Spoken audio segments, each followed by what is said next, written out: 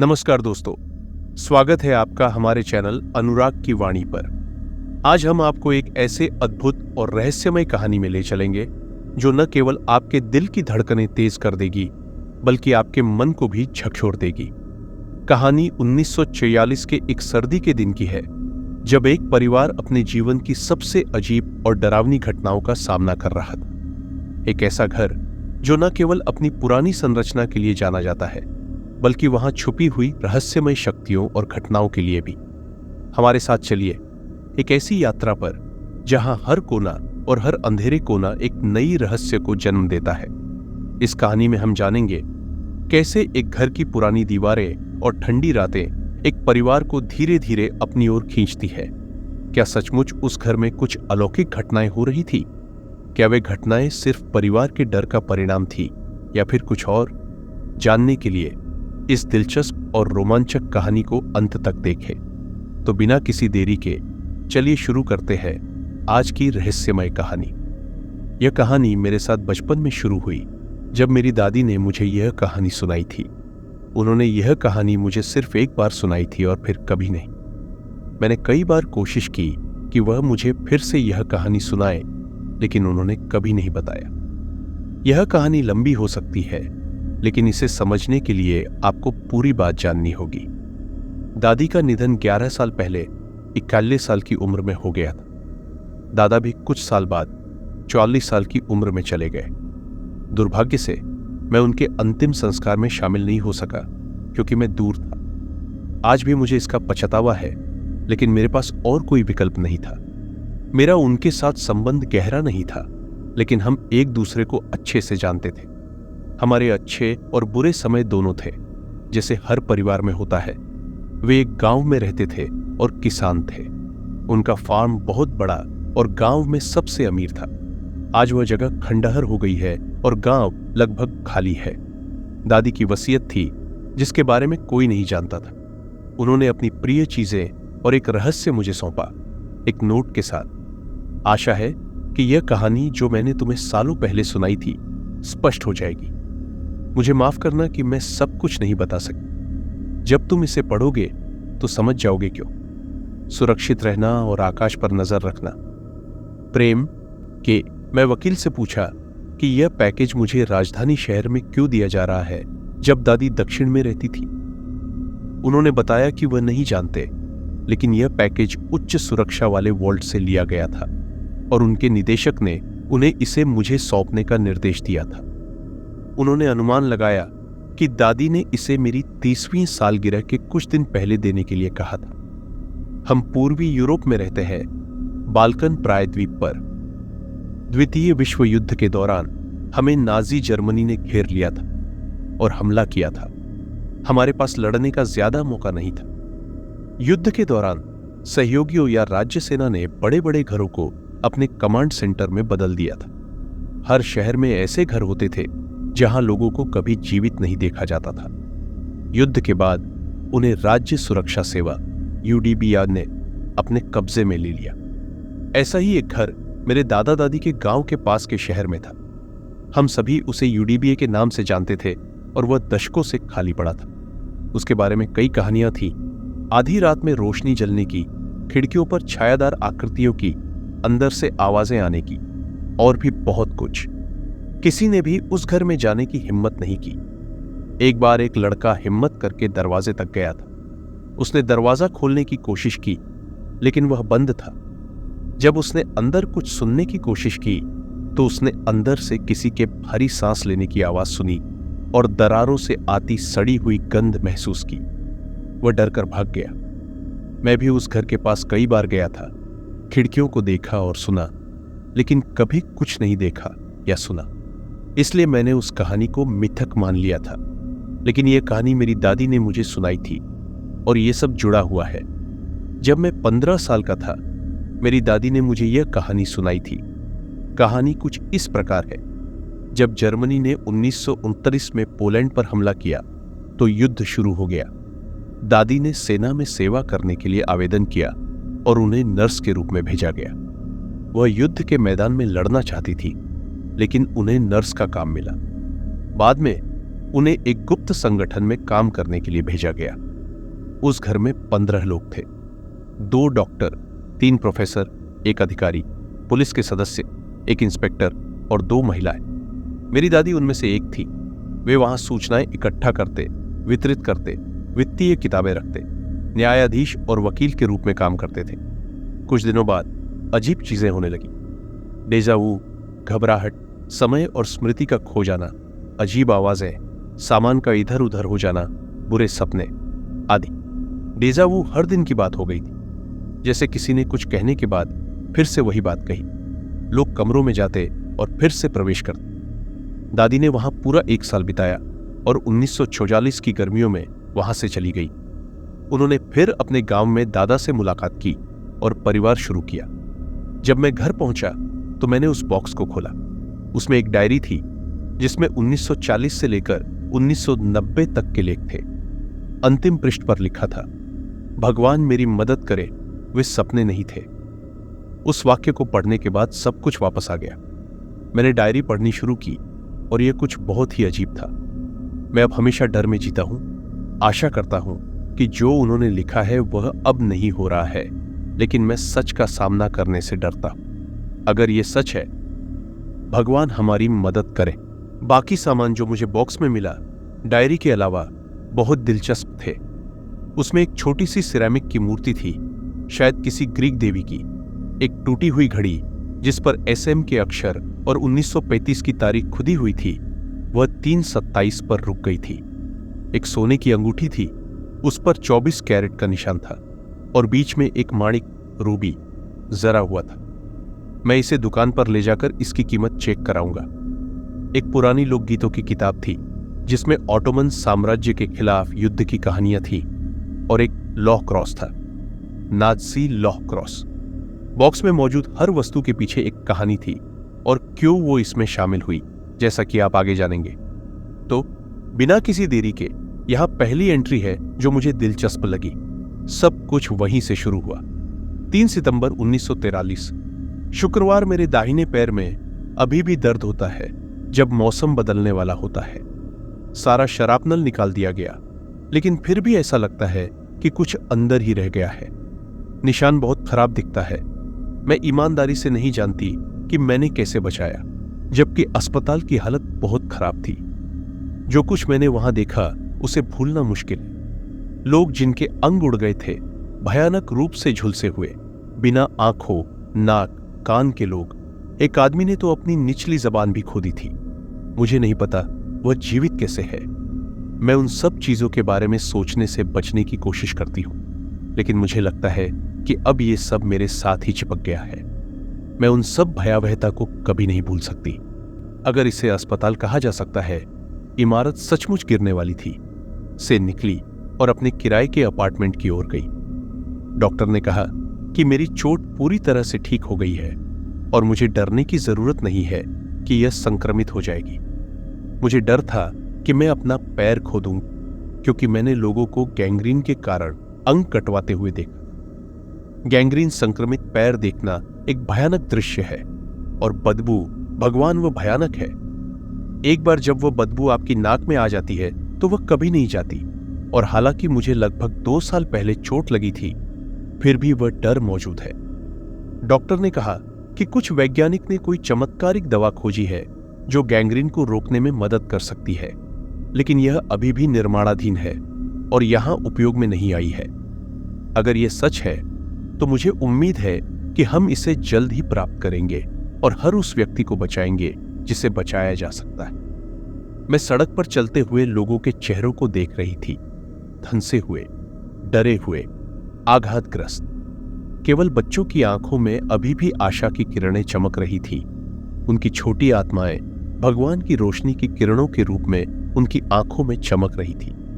वे डरे हुए हैं, वे भूखे और गंदे हैं, लेकिन उनके अंदर आशा अभी भी मजबूती से बसी हुई है और मैं उससे ही ऊर्जा ले रही हूं। उन्हें देखते हुए मुझे लगता है कि सब कुछ ठीक हो जाएगा, यह भी बीत जाएगा, हम बच जाएंगे। भगवान कृपया हमें सुरक्षित रखे। मैं बहुत थकी हुई और दर्द में हूं। मैं अब सोने जा रही हूं। ये कुछ कठिन सप्ताह रहे हैं। बाद में उसी दिन मुझे सैनिकों ने दरवाजे पर दस्तक देकर जगा दिया। उन्होंने मुझे बताया कि मुझे जुलाई 1941 में बने कम्युनिस्ट आंदोलन में शामिल होने का प्रस्ताव दिया गया है और मुझे किसी प्रकार की संगठन में सचिव के रूप में सेवा करने के लिए पास के एक छोटे शहर में भेजा जाएगा। जैसा कि मैंने उनकी बातों से समझा, मेरे पास सहमति के अलावा कोई और विकल्प नहीं, इसलिए मैंने सहमति दे दी। उन्होंने कहा कि मुझे उनके निर्देशों का इंतजार करना होगा। मुझे नहीं पता वहां मेरे लिए क्या इंतजार कर रहा है। मैं देखूंगी। मुझे इसके बारे में अच्छा महसूस नहीं हो रहा है, लेकिन इन दिनों में क्या अच्छा लगता है। 16 नवंबर 1943 मंगलवार आज सुबह एक ट्रक मुझे लेने आया। ये काफी चक्कर काट रहा था, क्योंकि जाहिर तौर पर मैं अकेली नहीं थी जिसे वहां जाना था। शुक्र है कि ऐसा था। सामान्य परिस्थितियों में यात्रा उतनी लंबी नहीं होती जितनी इसने ली। हमें वहां पहुंचने में 6 घंटे लग गए। जल्द ही ट्रक के पीछे 7 लोग भर गए, जिसमें मैं भी शामिल थी। मुझे डर था कि मैं अकेली महिला होंगी, लेकिन शहर के पास एक गांव में एक और लड़की आ गई। हमने तुरंत एक दूसरे को पकड़ लिया। हम वहां गेट खुलने तक सन्नाटे में बैठे रहे। हम दोपहर बाद पहुंचे। मौसम बादल और ठंडे थे, बारिश हो रही थी। हम सभी भीग गए। उन्होंने गेट खोलकर हमें अंदर ले गए। घर को अच्छे से नहीं देख पाई, क्योंकि हमें जल्दबाजी में अंदर जाना पड़ा। घर अपेक्षाकृत बड़ा है। 4 कमरे, एक बड़ा लिविंग रूम, 2 बाथरूम, रसोई और नीचे तहखाना। लीना और मुझे एक कमरे में रखा गया, इसलिए हमने सहमति की कि एक बाथरूम हमारा होगा और बाकी सब एक अन्य का उपयोग करेंगे। हमने उन्हें धन्यवाद दिया और अपने सामान को खोलने लगे। यह अभी भी खाई या जंगल में रहने से बेहतर है। लीना जल्द ही सो गई और मैं यहां बैठकर लिख रही हूं।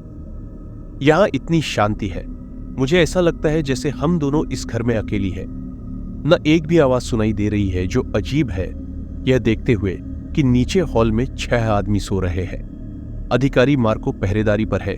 फिर भी सन्नाटा इतना है कि लगता है मानो इस छत के नीचे केवल मैं और लीना है। मैं अब सोने की कोशिश करूंगी, लेकिन मुझे नहीं पता मैं सक्षम हो पाऊंगी या नहीं। जब से मैं इस घर में कदम रखी हूं, बेचैनी ने अपने रास्ते पा लिया है। 30 नवंबर 1943 मंगलवार। हम यहां 2 हफ्ते से हैं। मौसम हमारे आने के बाद से भयानक रहा है। हम एक भी धूप वाले दिन की उम्मीद कर रहे थे, लेकिन नहीं। भारी ग्रे बादल शहर को ढक रहे हैं। सड़कों पर ज्यादा लोग नहीं देखे जाते। मुझे लगता है कि वे सभी आग के पास लिपटे हुए हैं, बाहर जाने से इनकार कर रहे हैं। मैं थोड़ी देर के लिए स्थानीय बाजार गई थी खाने का सामान खरीदने। हमें सेना द्वारा प्रदान किया जाता है, लेकिन मैं उस डिब्बाबंद खाना खाने से बीमार हूं जो मुझे मैदान में खाना पड़ा। यह मेरा पेट घुमा देता है। मैं और लीना खाना पकाना जानते हैं और हम ताजे सूप या ताजे ब्रेड बनाने के लिए खुश हैं। ताजे पके ब्रेड से बेहतर कुछ नहीं है जिसमें घर का बना पनीर और धुआं वाला मांस हो। मैं आपको उन लोगों के बारे में बताना चाहती हूं जिनके साथ मैं काम कर रही हूं। अगर यह डायरी गलत हाथों में पड़ जाए तो मैं नामों के स्थान पर अक्षर इस्तेमाल करूंगी। यहां 2 डॉक्टर हैं, JK और G.D। एक सर्जन है, दूसरा सामान्य चिकित्सक। 3 प्रोफेसर, LJN, SM और DD, गणित, संगीत और कला और साहित्य। इसके बाद एक इंस्पेक्टर ZS और अधिकारी मार्को S। पुलिस अधिकारी हमारे साथ घर में नहीं रखे गए हैं, बल्कि वे हमारे घर के बगल के घर में हैं। वहां हर रोज 6 पुलिसकर्मी अधिकारी मार्को को रिपोर्ट करने आते हैं। वह बहुत अच्छे आदमी है। पहली रात जब हम व्यवस्थित हुए तो उन्होंने पुलिसकर्मियों को पहरेदारी के लिए बुलाना नहीं चाहा। उन्होंने खुद उस काम को किया और हमारी देखभाल की। यहां अपेक्षाकृत शांति है, उतना खतरनाक नहीं है। लड़ाई दूर दूर लड़ी जाती है, लेकिन वह हमेशा पहरेदारी पर रहते हैं। मैं फिर से कमरे में लिख रही हूं। यहां इतना खामोश है कि मैं अपनी नसों में खून की दौड़ महसूस कर सकती हूं। मैं इसे अब और नहीं सह सकती। मुझे बाहर जाना चाहिए। वह इतनी शांत कैसे हो सकती है और इतनी जल्दी सो जाती है, यह मुझे हैरान करता है। क्या मैं अकेली हूं जो जैसे ही सूरज क्षितिज के पीछे डूबता है बेचैनी महसूस करती हूं?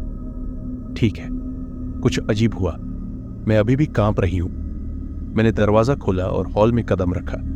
यह जमने जैसा ठंडा था। मुझे तुरंत पछतावा हुआ। वहां बाहर घना अंधेरा था।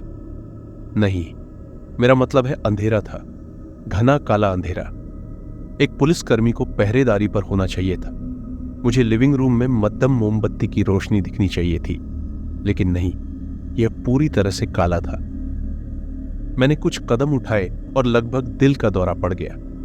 एसएम हॉल में खड़ा था, स्थिर। मैंने देखा उसकी आंखें खुली हुई थी। मैंने धीरे से उसे पुकारा, लेकिन उसने जवाब नहीं दिया। ऐसा लग रहा था कि वह किसी ट्रांस की अवस्था में है या वह नींद में चल रहा है। जो भी हो, इसने मेरे पहले से ही गहरे भय को और बढ़ा दिया। मैंने वहां एक और सेकंड बिताने का मन नहीं बनाया।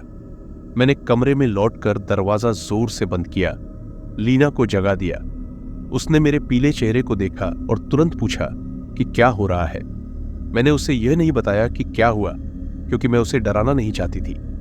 मैंने उसे आश्वस्त किया कि सब कुछ ठीक है, इसलिए वह वापस सो गई। मैं निश्चित नहीं हूं कि उसके बाद सो पाऊंगी। 28 दिसंबर 1933, एक और मंगलवार। मजेदार बात यह है कि मैं हमेशा मंगलवार को लिखना चुनती हूं। और हां, यह फिर से रात है। मैं इस एंट्री को खुशनुमा बनाने की कोशिश कर रही हूं, जबकि यह बिल्कुल भी नहीं है। मैं अभी जो डर महसूस कर रही हूं वह अवर्णनीय है। यह आतंक बनता जा रहा है। मुझे हर रात का डर है, हर रोशनी की अनुपस्थिति का। मुझे कमरे में अकेले रहने या सामने के आंगन में जाने का डर है। मैं तहखाने के बारे में बात भी नहीं करना चाहती। वहां से उठती बदबू, मैं नहीं जानती इसे कैसे वर्णित करूं। इसके बारे में सोचकर मुझे कांप आ रहे हैं। यह किसी पुराने और सड़े हुए चीज की गंध है। अगर मैं एक तुलना कर सकूं जो समझ में आती है, तो यह एक मम्मी की गंध होगी, या कम से कम मैं इसे ऐसे ही कल्पना करती हूं। मुझे नहीं पता कहां से शुरू करूं। एसएम के साथ हुई घटना केवल यहां हो रही अजीब घटनाओं की श्रृंखला की शुरुआत थी। यह सब इतना भ्रमित करने वाला और दिमाग हिला देने वाला है, मुझे नहीं पता इसे शब्दों में कैसे डालूं। मैं अपनी पूरी कोशिश करूंगी। एसएम अब नियमित रूप से रात के दौरान हॉल में खड़ा देखा जाता है, जब सभी सो जाते हैं, मुझे छोड़कर। लीना ने उसे एक बार देखा जब वह बाथरूम जा रही थी, और अब वह रात के दौरान कमरे से बाहर जाने से मना कर देती है। इसलिए उसने बिस्तर के नीचे एक पॉट रखा है। उसके साथ स्थिति लगातार अजीब होती जा रही है। जैसे जैसे दिन बीतते गए, उसकी हालत बद से बदतर होती गई। पहले वह केवल अपने शयन कक्ष के दरवाजे के सामने खड़ा पाया गया था। बाद में वह तहखाने के दरवाजे के सामने खड़ा पाया गया। शुरुआत में यह केवल रात के दौरान होता था, अब यह दिन में भी होने लगा है। अब वह हमेशा तहखाने के दरवाजे के सामने पाया जाता है। मैंने उसे दिन के समय पहली बार वहां पाया। जब मैं उसे जगाने के लिए करीब गई, तो पहली बार मैंने वह भयानक बदबू महसूस की। वह लगभग तुरंत ही होश में आ गया और ऐसे व्यवहार करने लगा जैसे कुछ नहीं हुआ हो। उसकी हरी आंखें जीवन से भरपूर थी, जैसे वह किसी मजेदार घटना से वापस आया हो। जल्द ही लीना भी अजीब तरीके से व्यवहार करने लगी। वह सोते समय हमेशा शांत थी, लेकिन अब वह गुनगुना रही है। मैंने पहले ध्यान नहीं दिया, लेकिन फिर मैंने देखा कि वह हमेशा वही धुन गुनगुना रही है। पहले यह मुझे डराता था, लेकिन अब यह सांत्वनादायक हो गया है, जैसे एक लोरी। जब भी वह ऐसा करती है तो मैं जल्द ही सो जाती हूं। वह अभी भी शांत है, इसलिए मैं लिखती रहूंगी। जैसे ही हम चलने लगे, मैंने चारों ओर देखा। जंगल, लोग, घर। इस दुनिया के इस हिस्से में सभी रंग गायब थे। नग्न पेड़, चारों ओर सफेद बर्फ, लोगों के काले और ग्रे कपड़े, जमी हुई काली सड़क और ऊपर ग्रे आकाश और ढलता हरा सेना का परिधान। मैंने अपने आसपास के लोगों को देखा। पुराने ग्रामीण महिलाएं कंबलों और ऊन से लिपटी हुई। पुराने लोग उन्हें सहारा देते हुए धीरे धीरे अपने घर की ओर चल रहे थे, और बच्चे। मैं यह नहीं जानती थी कि पूजा के बाद कितने बच्चे थे। मैंने कम से कम 2 दर्जन गिने। लड़के, लड़कियां, बच्चे सभी कंबलों में लिपटे हुए, अपनी माताओं की स्कर्टों को पकड़े हुए। बच्चे माताओं की बाहों में सोए हुए, पूरी तरह से बेखबर इस दुनिया की भयावहता से। लेकिन वहां कोई पिता नहीं था, केवल बूढ़ी महिलाएं, बूढ़े लोग, माताएं और बच्चे। कोई भी नागरिक पुरुष नहीं था। सभी बड़े पुरुष बाहर थे, स्वतंत्रता के लिए मर रहे थे। जब हम घर पहुंचे तो जो हुआ वह मेरे साथ हमेशा रहेगा। एक और जोड़ इस हमेशा बढ़ती हुई सूची में। एक बड़ा सैन्य ट्रक आपूर्ति और भोजन लाने आया। हम सभी इसमें व्यस्त थे और भोजन को रसोई में रख रहे थे। तभी मैंने देखा कि 3 बच्चे बाड़ के पास खड़े थे, मेरी हाथ में ब्रेड और पनीर को देख रहे थे। मैंने भोजन को ले जाने के लिए LJN को दिया और बाहर गई। वे डर के मारे भागने लगे, लेकिन मैंने उन्हें वापस बुलाया, उन्हें आश्वस्त करते हुए कि डरने की कोई बात नहीं है। जब वे वापस आए और जब मैंने उन्हें नजदीक से देखा तो वह क्षण था जब मेरा दिल सचमुच टुकड़ों में टूट गया। वे गंदे और पतले थे, शॉर्ट्स और मोजे पहने हुए। उनके पतले पैरों को ठंड से बचाया गया, जूते फटे हुए थे। उनके पतले शरीर स्पष्ट रूप से कांप रहे थे। 2 लड़के और एक लड़की। मैंने उनसे पूछा कि उनकी मां कहां है और उन्होंने बताया कि उनकी मां की हत्या कर दी गई। उनके पिता युद्ध में गए हुए हैं। वे नहीं जानते कि वह जीवित है या नहीं। क्या उनके पास देखभाल करने वाला कोई है? नहीं, वे अकेले थे, इस दुनिया में अकेले, बिना किसी के जो उन्हें भोजन दे सके, गर्म रख सके, सोने में मदद कर सके। यह बहुत अधिक था। मेरे चेहरे पर आंसू बहने लगे और मैं उन्हें रोक नहीं सकी। मैंने उनसे पूछा कि उनकी उम्र क्या है। एक लड़का 7, दूसरा 6 और लड़की 3 साल की। मैंने कभी नहीं सोचा था कि एक बच्चे की आंखों में निराशा और आशाहीनता हो सकती है। मैंने कभी नहीं सोचा कि एक बच्चा ऐसा दिख सकता है, लेकिन यहां मैं उनके गंदे छोटे चेहरों को देख रही थी, इस दृश्य से निपटने की कोशिश कर रही थी। मैंने उन्हें अपने पास बुलाया और गले लगा लिया। अपनी आंखों में आंसू रखने की कोशिश कर रही थी, लेकिन नहीं कर पा रही थी। मैंने तय किया कि मैं उन्हें नहीं जाने दे सकती, उन्हें अकेला नहीं छोड़ सकती, न यहां न अब। मैंने उन्हें वहीं इंतजार करने को कहा, जबकि मैं घर के अंदर गई। मार्कोस ने मुझे देखा और पूछा कि क्या गलत है। मैंने उसे खिड़की की ओर ले जाकर बच्चों को बाड़ के सामने खड़े हुए दिखाया। मैंने उसे बताया कि वे अकेले, भूखे और ठंडे हैं। उसने तुरंत बाहर धावा बोल दिया, पुलिस वालों को आदेश देते हुए, तुम अब गर्म पानी तैयार करो। तुम शहर जाओ और बच्चों के लिए 3 जोड़ी जूते, पैंट, कोट, स्वेटर, स्कार्फ सब कुछ खरीद कर लाओ। तुम कमांडर गोरड को तुरंत खोजो। तुम रसोई में जाओ, सभी के लिए लंच तैयार करो और 3 बच्चों के लिए भी। मैं उसके साथ बाहर गई, बच्चों की ओर बढ़ते हुए। लड़की रोने लगी। वह मार्को की चिल्लाहट से डर गई थी, जबकि सबसे बड़े लड़के ने उसे बचाने की मुद्रा में खड़ा हो गया। मार्को ने देखा कि वे डर गए हैं और तुरंत धीमे हो गए। उनके चेहरे पर एक नरम मुस्कान आ गई ताकि तनाव कम हो सके। मैं उसके बगल में खड़ी थी, धीरे से मुस्कुराते हुए, जैसे ही मैंने उन्हें आमंत्रित किया। लड़की मेरे पास आई और मैंने उसे अपनी बाहों में उठा लिया। मैंने उसे गले लगाया और उसके छोटे शरीर को अपने कोट में लपेट दिया ताकि उसे गर्मी मिल सके। मार्को हमारे सामने चलता रहा, लड़कों के बालों को सहलाते हुए, उन्हें आश्वस्त करते हुए कि वे कपड़े और भोजन प्राप्त करेंगे। उनके छोटे चेहरे खुशी से चमक उठे, बुनियादी चीजें पाकर आभारी थे। मार्को ने अपनी नजरें मुझ पर डाली और आंसू भरी आंखों से मुझे देखा, कोशिश करते हुए कि वह खुश दिखे, लेकिन मैंने देखा कि वह भी वही महसूस कर रहा था जैसा मैं। छोटी लड़की ने अपनी पतली बाहों को मेरे गले में लपेट लिया और मेरा दिल पिघल गया। कोई क्यों नहीं इन बच्चों को आश्रय देने की कोशिश कर रहा है? कोई क्यों नहीं 3 बच्चों के भूखे और लगभग नग्न घूमने की रिपोर्ट दे रहा है? लेकिन मुझे लगता है कि हर कोई अपनी ही परेशानी में उलझा हुआ है, दूसरों की पीड़ा को सामने देखे बिना। लेना हमारे पास दौड़ी, एक लड़के को अपनी बाहों में लिया और उसे गर्मी देने लगी। मैंने दूसरे लड़के को अपने पास बुलाया और उसे धीरज रखने को कहा, उसे गले लगाया।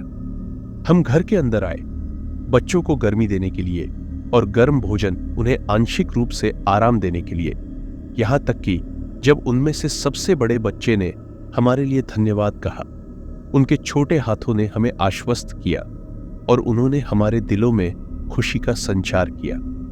एक ही बात कि वे मुस्कुराए और खुश हुए, यह हमें खुशी दी।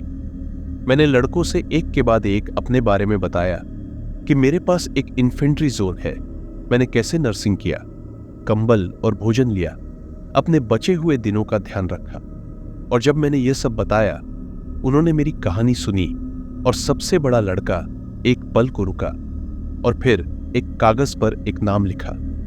उन्होंने एक टुकड़ा निकालने के लिए अपने पैंट की जेब में हाथ डाला और एक नाम लिखा। मेरे लिए बहुत सारे आशीर्वाद और धन्यवाद दिए जो मुझे पूरी तरह से भ्रमित कर गए। मैंने उन्हें समझाया कि मेरा घर नहीं है, लेकिन उन्होंने मुझे अपने घर पर चलने को आमंत्रित किया और उनका वादा किया कि वे अपनी मां के साथ अच्छे से रहेंगे, जो अब उनके साथ नहीं है। हमने यह दिन एक बचे हुए आंतरिक होम्स को भेजे गए भोजन की तैनाती के बाद समाप्त किया। बच्चों के चेहरे पर अब एक खुशी और गर्मी थी। उन्होंने अपनी मुस्कान और उम्मीद को दिखाया। यह एक अद्भुत पल था और मुझे इस पल का सामना करने की खुशी थी। 8 जनवरी 1944 शनिवार आधी रात के बाद जब सब शांत हो गया तो मैंने एक गहरी नींद ली। अचानक एक हिलाने वाली आवाज ने मुझे जगा दिया। मैं बिस्तर से उठी और बाहर देखने के लिए खिड़की के पास गई। आकाश में हर तरफ तारे चमक रहे थे, लेकिन बाहर गहरी अंधकार छाया हुआ था। मुझे बाहर से अजीब तरह की आवाजें सुनाई दे रही थी, गहमा गहमी, कुछ चीखें और फिर अचानक एक गहरा सन्नाटा। मैंने जल्दी से अपने कोट और स्कार्फ पहने और बाहर जाने का फैसला किया। दरवाजा खोलते ही एक तेज हवा का झोंका मुझे ठिठुराता हुआ महसूस हुआ। बाहर जाने पर मैंने देखा कि लोग इकट्ठा हो रहे थे और कुछ हलचल हो रही थी। मैंने पास के एक बुजुर्ग व्यक्ति से पूछा कि क्या हो रहा है।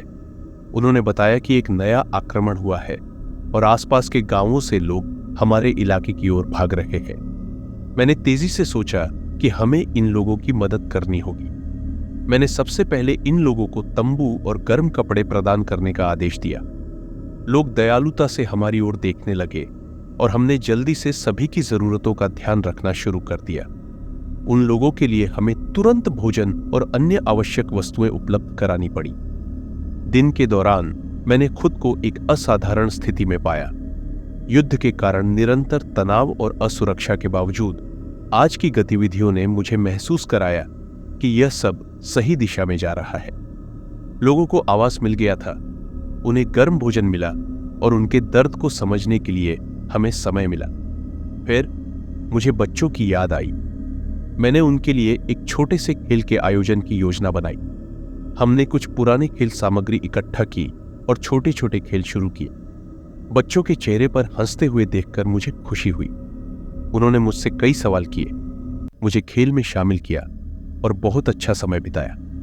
उनका उत्साह और हंसते हुए चेहरे एक अद्वितीय खुशी का एहसास दे रहे थे। मैंने देखा कि उनके आंखों में विश्वास और आशा का संचार हो रहा था। वे अब संघर्ष और अकेलेपन के दर्द से थोड़ा दूर हो चुके थे। एक छोटी सी राहत थी, लेकिन यह युद्ध के असली माहौल में भी कुछ सकारात्मक लाने की कोशिश थी। शाम को मार्कोएस और मैंने एक बैठक की। हमने सुनिश्चित किया कि हमें लोगों की जरूरतों के अनुसार संसाधनों का वितरण करना है और अब से हम किसी भी आपातकालीन स्थिति में त्वरित कार्रवाई कर सकें। हमारे पास एक छोटे से स्टाफ का निर्माण हुआ जो लोगों की सहायता और संजीवनी प्रदान करने के लिए तैयार था। फिर मैंने बच्चों के लिए एक नया घर स्थापित करने की योजना बनाई जहां वे गर्म और सुरक्षित रह सके। उन्हें अच्छे कपड़े, भोजन और एक सुरक्षित स्थान चाहिए था। हमने एक बड़ी यात्रा की योजना बनाई जिसमें हमें दूरस्थ गांवों से अधिक संसाधन लाने थे। रात के अंत में मैं अपने बिस्तर पर लौट आई। हर बार जब मैं सोने की कोशिश करती हूं तो मुझे युद्ध की घटनाएं और उन बच्चों की दुखद कहानियां याद आती है। मैं सोचती हूं कि कैसे हम एक दिन सब कुछ ठीक कर पाएंगे।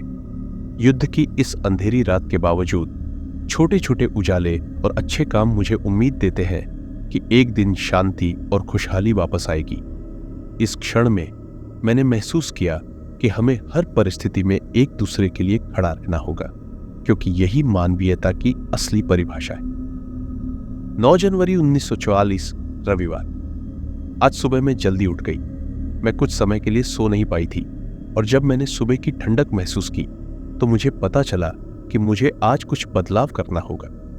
मैंने सभी से मिलने का निर्णय लिया और ये जानना चाहा कि वे कैसे हैं। सबके चेहरे पर चिंता के बजाय हल्की मुस्कान थी और ये जानकर मुझे थोड़ी राहत मिली कि हम सब इस कठिन समय में एक साथ हैं। सभी लोग अपने अपने काम में व्यस्त थे।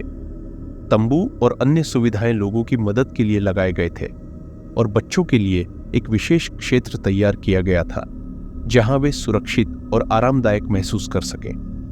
हमने उनकी शिक्षा और मनोरंजन की व्यवस्था भी की ताकि वे इस कठिन समय में थोड़ी राहत महसूस कर सकें। आज मैंने डॉक्टर G.T से मुलाकात की। मैंने उनसे पूछा कि बच्चों की स्थिति कैसी है। उन्होंने बताया कि बच्चों की सेहत में सुधार हो रहा है और उनकी मानसिक स्थिति भी स्थिर है। बच्चों को अच्छी तरह से खिलाया जा रहा है और वे अब खुश और स्वस्थ दिख रहे हैं। यह सुनकर मुझे सुकून मिला कि हमारे प्रयास रंग ला रहे हैं। इसके बाद मैंने एक बैठक आयोजित की जिसमें सभी प्रमुख व्यक्तियों को बुलाया। इस बैठक में हमने उन समस्याओं पर चर्चा की जिनका सामना हमें पिछले कुछ दिनों में करना पड़ा। हमने यह तय किया कि अब से हम हर संभव कोशिश करेंगे ताकि लोगों को अधिक से अधिक सहायता प्रदान की जा सके। शाम को मैंने बच्चों के साथ थोड़ा समय बिताने का निर्णय लिया। हमने उनके पसंदीदा खेल खेले और मैंने देखा कि उनका हंसता हुआ चेहरा देखकर हर कोई खुश था। छोटे छोटे खेल और गतिविधियां उनके चेहरों पर मुस्कान लाने का काम कर रही थी।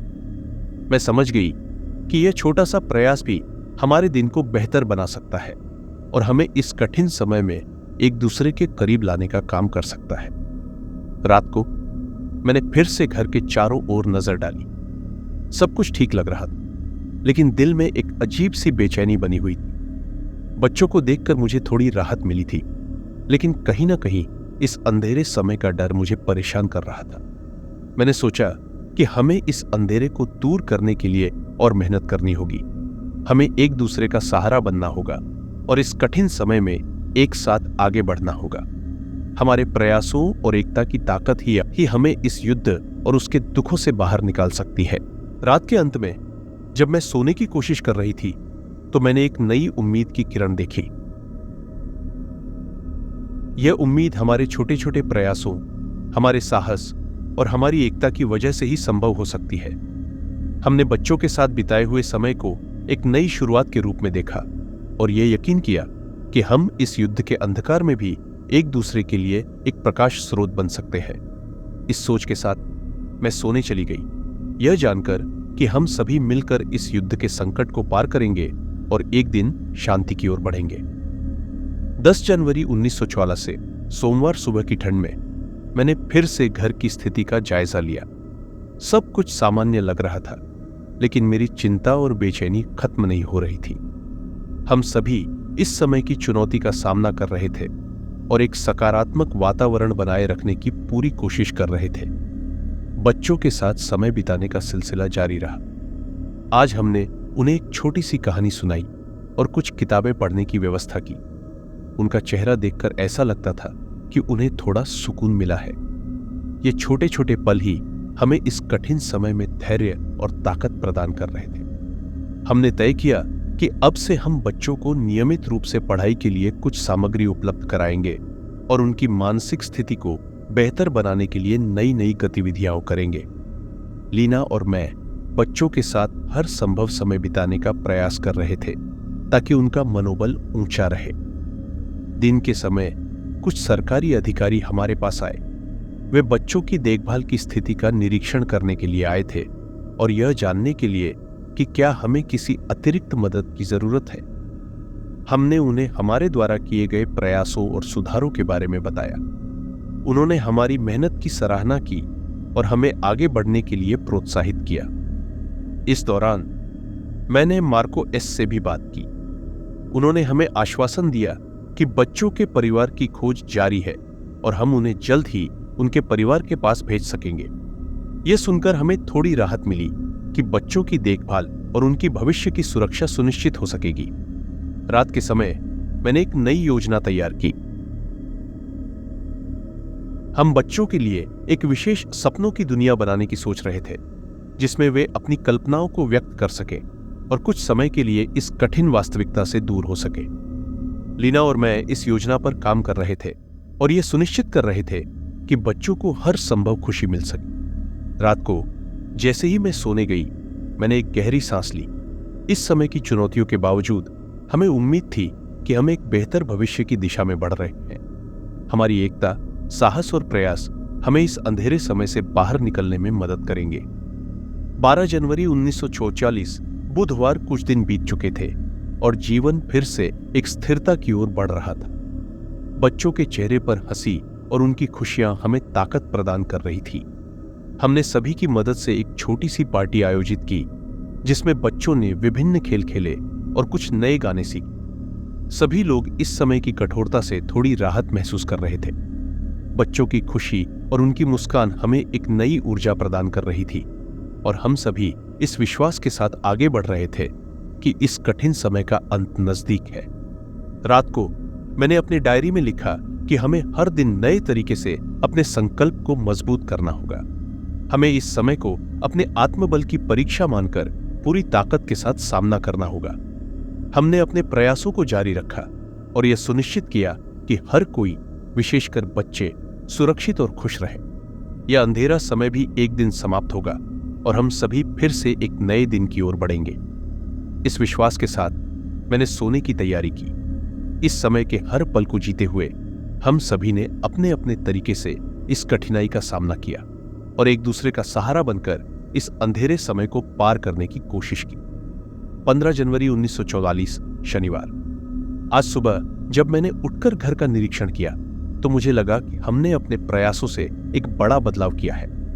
बच्चों की खुशी और घर के सामान्य वातावरण ने हमें यह विश्वास दिलाया कि हम इस कठिन समय को पार कर सकते हैं।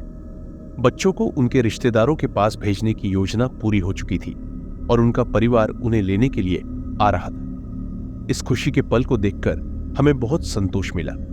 हमने बच्चों को विदा किया और उनके परिवार के साथ खुशी से विदा लिया। हमने इस दौरान मिले अनुभवों को अपने जीवन का हिस्सा मान लिया। यह समय कठिन था, लेकिन इसने हमें एक साथ लाया और हमें सिखाया कि कठिनाइयों के बावजूद हमें उम्मीद और साहस नहीं छोड़ना चाहिए। हमने इस कठिन समय को पार किया और अपने प्रयासों और एकता से एक नया दिन देखने की उम्मीद जगाई। इस युद्ध के अंधकार में हम सब ने एक नई उम्मीद और नए विश्वास के साथ अपना रास्ता बनाया। मैं इस डायरी को समाप्त करती हूं और यह सोचते हुए सो जाती हूं कि हमारी एकता और साहस हमें हर चुनौती से बाहर निकाल सकते हैं और एक बेहतर भविष्य की ओर ले जा सकते हैं। 23 जनवरी 1944 रविवार मार्को ने आज मुझे बताया कि बच्चों को कल उनकी बड़ी चाची के पास भेज दिया जाएगा। यह सुनकर मुझे कितनी राहत मिली है, यह आप जानते ही होंगे। मैं उनके बारे में चिंतित भी हूं और डर भी रही हूं। अब मैं डीडी के बारे में भी डर महसूस कर रही हूं। मैं उनके और एसएम के असामान्य व्यवहार से निपट सकती हूं। वे बड़े लोग हैं, लेकिन अब बच्चों के साथ जो घटनाएं हो रही है वे स्थिति को और भी भयावह बना देती है। कुछ छोटे मोटे घटनाएं थी जिन्हें मैं दर्ज नहीं कर पाई। मैं सबके बारे में नहीं लिखूंगी, बस इस स्थिति को समाप्त करना चाहती हूं और इसे भूल जाना चाहती हूं। मैं सबसे बुरी घटना के बारे में लिखना चाहती हूं जिसने हमें सबको सब कुछ साझा करने का निर्णय लेने पर मजबूर कर दिया। जब मैंने J.K और लीना को गुरुवार रात की घटना के बारे में बताया और उसके बाद जो हमने देखा उसने हमें सतर्क कर दिया। इससे मुझे थोड़ा सुकून मिला क्योंकि अब मुझे अकेलेपन का एहसास नहीं हो रहा था। हमने सोचा कि हमें मार्को और बाकी टीम को इस स्थिति के बारे में बिना किसी प्रभाव के बताना चाहिए ताकि हम उस काले तहखाने में जाकर जान सके कि वहां क्या चल रहा है। हमें पता करना चाहिए कि जो कुछ भी हो रहा है वह उस तहखाने से जुड़ा है। J.K और लीना को बताने के बाद हमने तय किया कि बच्चों की रात के समय गहन निगरानी करनी होगी। मैं और लीना उस पहली घटना के बाद जब बच्चों को कोई याद नहीं है रात्रि का पहरा देने लगी। J.K ने पूरी रात जागने का सहमति दी और अपने कमरे का दरवाजा खुला रखा। हम चुपचाप और अंधेरे में बैठे रहे। जब लीना ने सुझाव दिया कि मैं खिड़की के फ्रेम पर लटके हुए कंबल को हटा दूं ताकि हमें थोड़ी रोशनी मिल सके, मैंने हिचकिचाते हुए ऐसा किया क्योंकि मुझे हमेशा ऐसा महसूस होता था कि कोई मुझे देख रहा है, एक्सेप्ट क्रिसमस से पहले के 7 दिनों के दौरान। खैर, मुझे इसे हटाना भी नहीं चाहिए था, क्योंकि इससे कमरे का तापमान बढ़ जाता था। हम चुप रहे, सोने का नाटक करते हुए, जब तक रोज सो नहीं जाती। फिर हमने एक मोमबत्ती जलाई और चुपचाप बिस्तर पर बैठ गए, सुनते और शांत रहने की कोशिश करते हुए। रात 1 बजे के आसपास रोज की हरकतें बदल गई। यह केवल सामान्य बेतरतीब हिलना डुलना नहीं था, उसकी बाहें अजीब तरीके से हिलने लगी। मैं ठीक से समझा नहीं सकती, लेकिन यह अजीब और असुविधाजनक था। मैं और लेना चुपचाप देख रही थी और सुन रही थी। रोज अचानक बैठने की स्थिति में उठ गई। ऐसा लग रहा था जैसे उसे कोई उठाकर बैठा रहा हो, जबकि वह लेटी हुई थी। यह शारीरिक रूप से संभव नहीं था। हम दोनों ने देखा कि उसकी आंखें फड़क रही थीं और खुल रही थी, जैसे वह एक ट्रांस की स्थिति में चली गई हो। कमरे का दरवाजा खुला और हमने देखा कि इवान और व्लादिमीर वहां खड़े हैं, रोज की तरह ही स्थिति में उसका इंतजार कर रहे थे। वह बिस्तर से उठ गई और उनकी ओर बढ़ने लगी। मैं और लेना चुपचाप उठी, मोमबत्ती ली और उनके पीछे चल पड़ी। वे हॉल से होकर चलने लगे, तहखाने के दरवाजे के सामने रुक गए। जेडेके पहले से ही हॉल में खड़ा था, उनके सामने देख रहा था। हम चुपचाप उसके पास पहुंचे, ये देखने के लिए कि आगे क्या होता है। मैंने देखा कि उसने एक बंदूक पकड़ी हुई है, जो मुझे बहुत डरा दिया।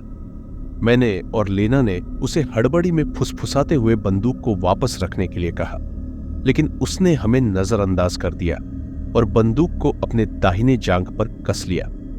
मुझे यह स्थिति पसंद नहीं आई और मैं नहीं चाहती थी कि कोई घायल हो, लेकिन हमें नहीं पता था कि हम किस चीज का सामना कर रहे हैं और हमें सुरक्षा की जरूरत थी। वही कर्कश आवाज फिर से सुनाई देने लगी, वही क्लिक करने की आवाज जो पहले आई थी। साथ ही गंध ने हॉल में भर दी। मैं इससे परिचित थी, इसलिए मुझे चौंकाने वाला नहीं था, लेकिन जेडेके और लेना बिल्कुल उल्टे लग रहे थे, जैसे वे उल्टी करने वाले हों। अचानक जेडेके ने कूदकर अपनी बंदूक को अपनी दाहिनी ओर की तरफ इशारा किया। हमें देखा कि वह क्या देख रहा है, और ओह भगवान, हमने देखा एक बड़ा सफेद आकार धीरे धीरे फर्श पर रेंगते हुए हमारी ओर और बच्चों की ओर बढ़ रहा है। मैंने लेना के मुंह पर हाथ रख दिया, इससे पहले कि वह चिल्लाए। हमारी आंखें अंधेरे में समायोजित हो गई और जेडेके ने अपनी बंदूक को नीचे किया, हमें फुसफुसाते हुए कहा कि यह डी है। डी फर्श पर रेंग रहा था। उसकी हरकतें झटकेदार लेकिन धीमी थीं, और भगवान, उस दृश्य को याद करके मेरी त्वचा पर खुजली हो रही है। उसकी रेंगती हरकतें अजीब और अस्वाभाविक थीं। मैं सिर्फ उससे भागना चाहती थी या उसे मार देना चाहती थी, बस उसे रोकने के लिए। लेना घबराहट में थी, मेरा हाथ खींच रही थी, मुझे कमरे की सुरक्षित जगह पर वापस जाने के लिए उकसा रही थी।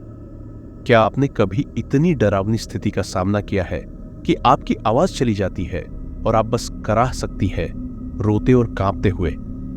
खैर, वह थी। मैं भी डर रही थी, लेकिन मैंने खुद को नियंत्रित किया। वह नहीं कर पा रही थी।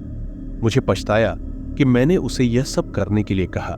मैंने भूल गई कि वह कितनी कमजोर और संवेदनशील है। डी हमारी ओर और बच्चों की ओर रेंगते हुए आया, और हम सुन सकते थे कि वह वही आवाजें बना रहा है जैसी बच्चों ने बनाई थी।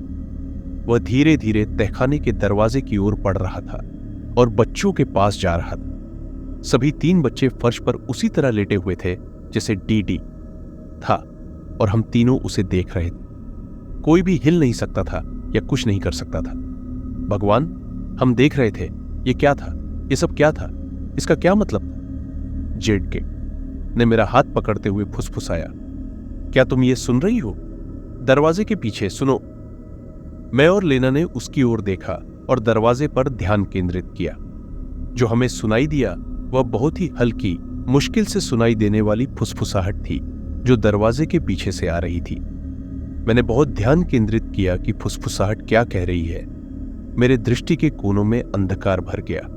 मुझे ऐसा महसूस हुआ जैसे फर्श तरल हो रही है, और मेरे कानों में स्थैतिक शोर भर गया, जैसे बुरी तरह से ट्यून किया हुआ रेडियो। आवाज स्पष्ट हुई, और अब मैंने सुनी कि आवाज दरवाजे के पीछे से आ रही है, लेकिन मैं नहीं समझ पा रही थी कि यह क्या कह रही है। मैं बस इतना जानती हूं कि मुझे शांति महसूस हो रही थी, जैसे उन शब्दों में कुछ मीठे वादे थे, जैसे प्रेमिका की आवाज तकिए पर फुसफुसा रही हो, मुझे समर्पण के लिए लुभा रही हो और मैं बस वहां खड़ी रहना चाहती थी, उस आवाज को सुनते हुए और उसमें खो जाना चाहती थी।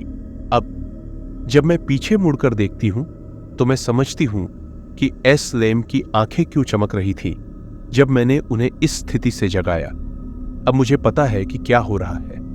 जेडके ने मुझे उस स्थिति से बाहर निकाल लिया जब उसने मुझे उठाया और मुझे उस दृश्य से दूर ले गया।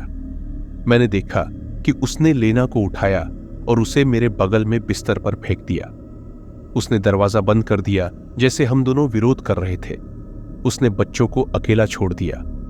अगर उनके साथ कुछ हो जाए तो वे बस ठीक होंगे। हमें इस बीच में नहीं आना चाहिए। हमें देखना होगा कि यह कहाँ जा रहा है। उसने गुस्से में फुसफुसाया। फिर उसने कपड़े पहनने शुरू किए, मुझे अपनी कोट दी और मुझे भी तैयार होने के लिए कहा। उसने मुझे सेफ हाउस में ले जाने का इरादा किया और हमें वहीं ठहरने को कहा। यदि स्थिति अधिक गंभीर होती है तो हमें बुलाएगा। तुम्हें अपने आप को सुरक्षित रखना चाहिए। अगर तुम और लेना उन बच्चों की मदद नहीं कर सकते तो तुम्हें खुद को और अपनी जान को बचाना चाहिए। यही सबसे महत्वपूर्ण है। मैं इस पर ज्यादा बहस नहीं कर सकी क्योंकि समय बहुत ही कम था। जे.के ने हम दोनों को सेफ हाउस की ओर ले जाने की तैयारी की और हम जैसे ही वहां पहुंचे उसने हमें अंदर जाने के लिए कहकर दरवाजा बंद कर दिया। एक पल के लिए हमने देखा कि उसके पैर और हाथ फर्श से जूझ रहे थे और हम बस इतना देख सकते थे कि वह सीढ़ी के नीचे अपने सिग्नल और रिपोर्ट भेज रहा था। उसने अंदर बंद होने से पहले हमारी उपस्थिति को नजरअंदाज किया। हमने सब कुछ देखा और सुना और हम बस उसके निर्देशों पर चलने के लिए तैयार हुए। बिस्तर पर चुपचाप लेटे हुए हमने उस रात का सामना किया। एक पल भी सोए बिना अपने शरीर को सतर्क बनाए रखा। हमें बिना रुके उन बच्चों के बारे में सोचना पड़ा। हमें उन्हें सेफ रखने का तरीका ढूंढना पड़ा और जेडके के द्वारा हमें जो किया गया था उस पर ध्यान केंद्रित करना पड़ा। हमें और भी तैयारी करनी होगी और हमें स्थिति को लेकर सतर्क रहना होगा। वह एक बहुत ही डरावना अनुभव था और हम जानते हैं कि हमें अपने आप को सुरक्षित रखना होगा ताकि हम उन बच्चों की मदद कर सकें जो पूरी रात में हमसे जुड़े थे। 24 जनवरी 1944 सोमवार साल की सबसे ठंडी रात थी और एक जटिल स्थिति का सामना करना पड़ा जिससे नींद की कमी का एहसास हुआ। मैं और लेना दोनों पूरी रात जागे रहे और जागरूकता की स्थिति में थे। हर छोटी से छोटी आवाज को भी सुनने की कोशिश कर रहे थे। हमने तय किया कि हम खुद को पूरी तरह से सुरक्षित रखना होगा ताकि बच्चों की स्थिति की रिपोर्ट समय पर दी जा सके और किसी भी आपात स्थिति से निपटा जा सके। सवेरा हुआ और जेडके ने हमें बुलाया। हमने उसे बताया कि हमने पूरी रात जागरूकता बनाए रखी और हालात की रिपोर्ट दी। जे.के ने हमें बताया कि उसने अपनी पूरी टीम को बच्चों की सुरक्षा के लिए तैनात किया है और उन्हें पूरी तरह से निगरानी में रखा है।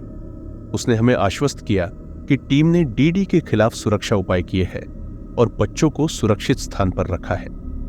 इस दौरान हमने जेडके से आग्रह किया कि वह हमें डी और एसएम की गतिविधियों के बारे में अधिक जानकारी दे।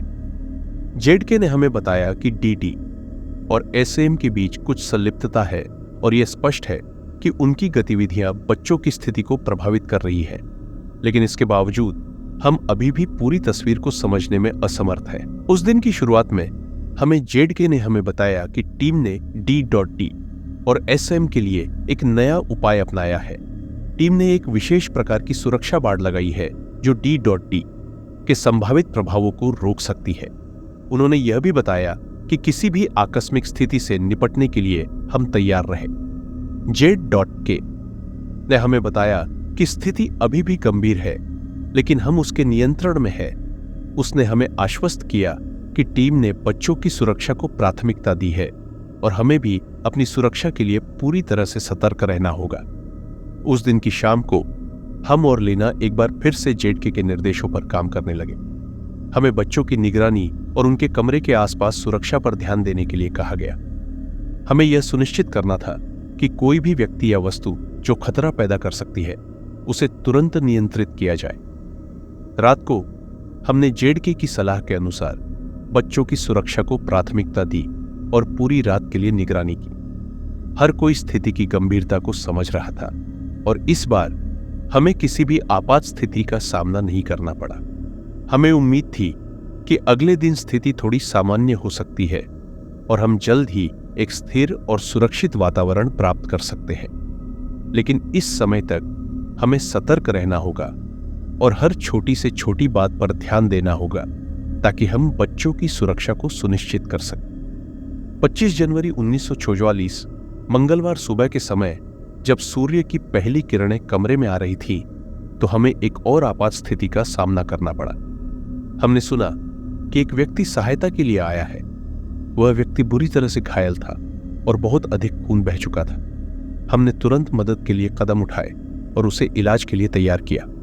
हमने व्यक्ति से सवाल पूछे और पता करने की कोशिश की कि वह किससे आया है और क्या हुआ है। व्यक्ति ने हमें बताया कि वह एक छोटे से गांव से आया है जहां कुछ अजीब घटनाएं हो रही थी। उसने यह भी कहा कि कुछ लोग उसके गांव में लापता हो गए हैं और उसने किसी को भी बचाने की कोशिश की थी, लेकिन उसकी स्थिति इतनी गंभीर थी कि वह ज्यादा जानकारी नहीं दे सका। इस दौरान हमने उसे प्राथमिक चिकित्सा दी और उसे आराम देने की कोशिश की, लेकिन उसकी हालत लगातार बिगड़ती जा रही थी। हमने उसे जल्दी से अस्पताल भेजने की तैयारी की और जरूरत की दवाइयां और उपकरण जुटाए, लेकिन स्थिति इतनी गंभीर थी कि हमें पूरा यकीन नहीं था कि वह बच पाएगा। सभी को यह समझने में थोड़ी परेशानी हो रही थी कि अचानक ऐसा क्या हुआ कि स्थिति इतनी गंभीर हो गई। हमने यह निर्णय लिया कि हमें सभी घटनाओं को एक साथ जोड़कर समझना होगा और हर छोटी से छोटी जानकारी पर ध्यान देना होगा। फरवरी 13, 1944। अब एक महीना बीत चुका है और SM का कोई पता नहीं है। उसके बिना हमारी स्थिति और भी कठिन हो गई है। सभी उसकी अनुपस्थिति से दुखी है और उसके परिवार को बताने के लिए हमें एक सटीक जानकारी की आवश्यकता है। हमने उसकी सभी व्यक्तिगत वस्तुएं जैसे कि उसका कोट और उसकी बंदूक एक जगह पर संजो कर रखी है। हम उम्मीद कर रहे हैं कि वह एक दिन वापस लौटेगा, लेकिन हमें अब विश्वास नहीं हो रहा है। अचानक एक दिन मैंने अपने बिस्तर के पास रात की मेज के बीच में SM की घड़ी देखी। मुझे यह देखकर बहुत दुख हुआ और मैंने काफी देर तक रोया। मैं उम्मीद करती हूं कि वह जहां भी है वह सुरक्षित और स्वस्थ हो। मेरी स्थिति भी दिनों दिन बिगड़ती जा रही है। मैं अब अकेले महसूस करने लगी हूं और लोग मुझे अजीब नजरों से देख रहे हैं। मैं बस इस घर में नहीं रहना चाहती। अंत में मैं खुद को इन सब घटनाओं से बाहर निकालने की कोशिश कर रही हूं।